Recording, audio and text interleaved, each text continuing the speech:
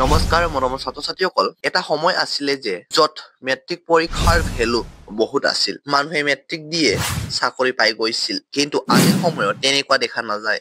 আমাৰ শিক্ষামন্ত্ৰী ডক্টৰ অনুজ পেগুৱেও বিভিন্ন নিউজ মিডিয়া ইন্টাৰভিউত এই কথাটো কৈ থাকে যে মেট্ৰিক পৰীক্ষাৰ ভ্যালু আগলৈ আৰু কমি যাব প্ৰতি বছৰে তেওঁৰ বিভিন্ন নিউজত কোৱা দেখা যায় যে এইবাৰ মেট্ৰিক পৰীক্ষা নহয় পিছলৈ হৈ গৈ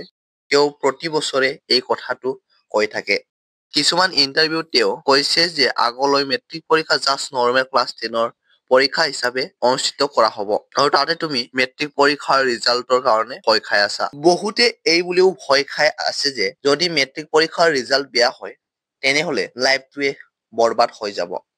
তাত তোমালোকক মই এটা কথা কম যে তোমালোকে মেট্ৰিক পৰীক্ষাৰ ৰিজাল্টৰ কাৰণে ইমান এটা ভয় খাই থাকিব নালাগে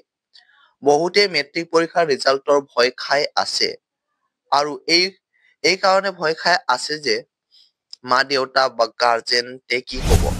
কাৰণ গাৰ্জেনতে বহুত এক্সপেক্টেশন থাকে কাৰণ যদিহে ৰিজাল্ট বেয়া হৈ যায় বা আশা কৰা মতে নহয় তেনেতে গাৰ্জেনতে আমাক কি ক'ব বা ওচৰ চুবুৰীয়াৰ লগত যদি কম্পেয়াৰ কৰে তেনেহলে আমাৰ কি হ'ব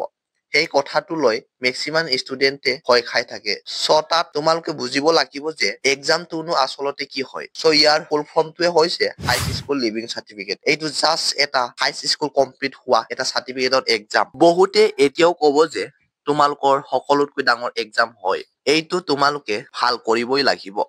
সো তাত যদি বেয়াও হৈ যায় কোনো কথা নাই এই এক্সামটোৱে জাস্ট তোমালোকক কলেজত এডমিশন লওঁতেহে সহায় কৰিব ষ্টুডেন্ট সকলে ইয়াতকৈ ডাঙৰ পৰীক্ষা দিয়ে আৰু বিভিন্ন ধৰণৰ ডিগ্ৰী লৈ থৈ দিয়ে কিন্তু তাৰ পিছতো তেওঁলোকক দেখিবা যে ইহঁতে 100 চাকৰিৰ কাৰণে লাইনত লাগি থাকিব লগা হয় বহুত এনেকুৱা ষ্টুডেন্টও আছে যোনে 30-40% পায়ো এতিয়া ভাল চাকৰি কৰি আছে আৰু এটা ভাল ইনকাম জেনেৰেট কৰি আছে লগতে এনেকুৱা ষ্টুডেন্ট আছে যে যোনে 80-90% পায়ো এনে বহি আছে কাৰণ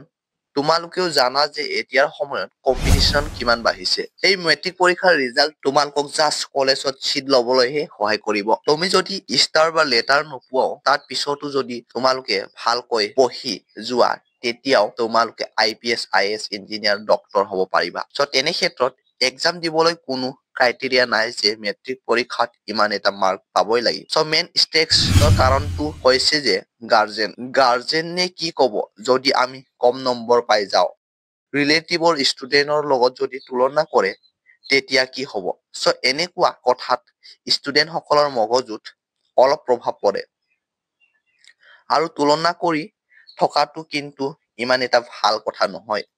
কোনোবা এজন ষ্টুডেন্টে পঢ়াত অলপ বেয়াও হ'ব পাৰে কিন্তু তেওঁ বেলেগ ফিল্ডত তেওঁ ভালো হ'ব পাৰে যেনে স্পৰ্টছ হওক বা আৰ্টছ হওক বা মিউজিকে হওক তো সেই কাৰণে আমি সকলো সময়তে নিজকে বেলেগৰ লগত তুলনা কৰি থাকিব নালাগে সো এতিয়া ক'বলৈ গ'লে তোমালোকৰ জাৰ্নিটো